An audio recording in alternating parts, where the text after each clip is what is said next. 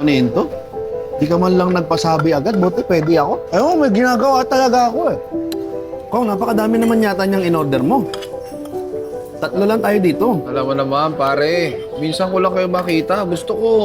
Special yung mga gantong araw. Ano bang meron? Ba't ang libre ka? Ay, miss ko lang kayo kasi tagal natin hindi nagkikita eh. Ilang taon tayo hindi nagkita? 5 taon? Parang ano yun eh, parang void years natin. Parang di mo alam kung ano nangyari dun sa loob ng 5 taon. Eh, nasabi mo na rin di mo alam yung nangyayari. Siguro oras na rin para aminin ko to sa'yo, Kom. Yung ano?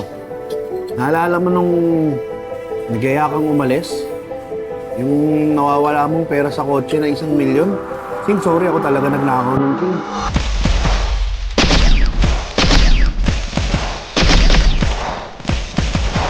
Kung pala kumuha Nakasansing. Napakaraming tao dito. Huwag mo naman ako ipahiya dito.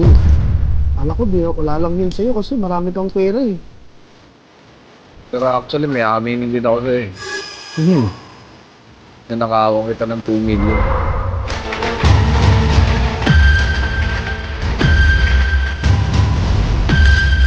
Ano naman, Rom, ang pangako ko sa asawa ko, bibilang ko siya ng bahay. Mati mo eh, gusto mo yung 2 million. Pera namin mag-asawa yun, hindi ko lang pera yun. Teka lang, kumuha ka din naman sa akin ah. Baka mo kinuha mo sa akin. Huwag mo lakasan yung boss mo. Ninakaw ko yun. Amor na, pare. Ano mo feeling ng Rolex? Hindi mo alam. Siyempre mo, benten. Hindi naman ako tignan ng mababa, porque mahirap ako. Ba't parang ako pa yung may kasalanan? Ikaw nga ang unang umamin. Kung hindi ka umamin, hindi mo naman malalaman na nawala nga 2M ah. Oo, Tapos ngayon nagnakaw sa sisigilin akin mo eh. ako? Eh, ito nga si Cardin. O ikaw, may utang ka sa akin 1 milyon ah.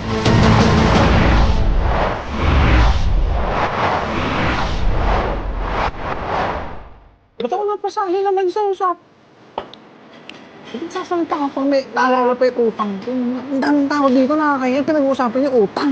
Huwag naman kayo, mapasali ako, mababayaran ko yung utang ko sa'yo, hindi lang ngayon. Ito, di ba, naalala mo yun, nakaraan linggo? 1 milyon, nagbigay ako dito. Para sa 1 milyon. Sabi niya, may TF ka daw doon, hati daw kayo.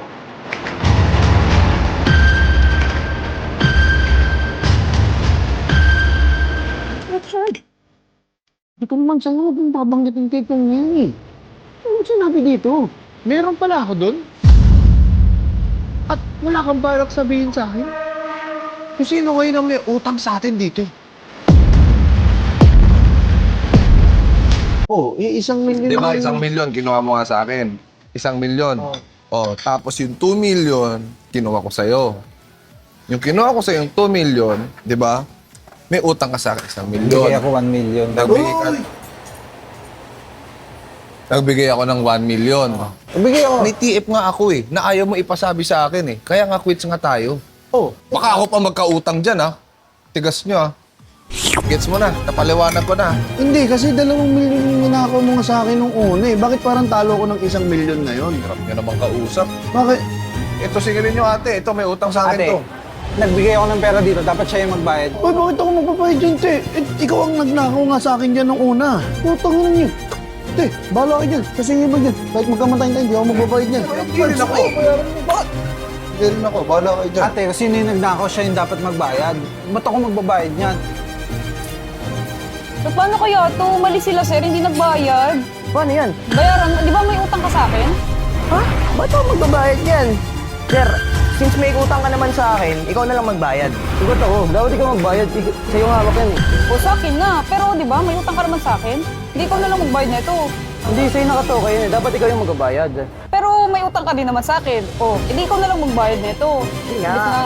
Since nga si sir, may utang din sa akin, matagal na yun, hindi ko na lang sinisingil, siya na lang magbayad yan. Labas nga ako dyan. Sa'yo na may hawak ng table eh. Dapat siya magbayad niyan. Oh, since total, ikaw naman Sa'yo may hawak nakatoka yan. yan eh. Oo nga, hawak mo to. Sige, babayaran ko na. O, magbayad ka muna sa akin ng utang.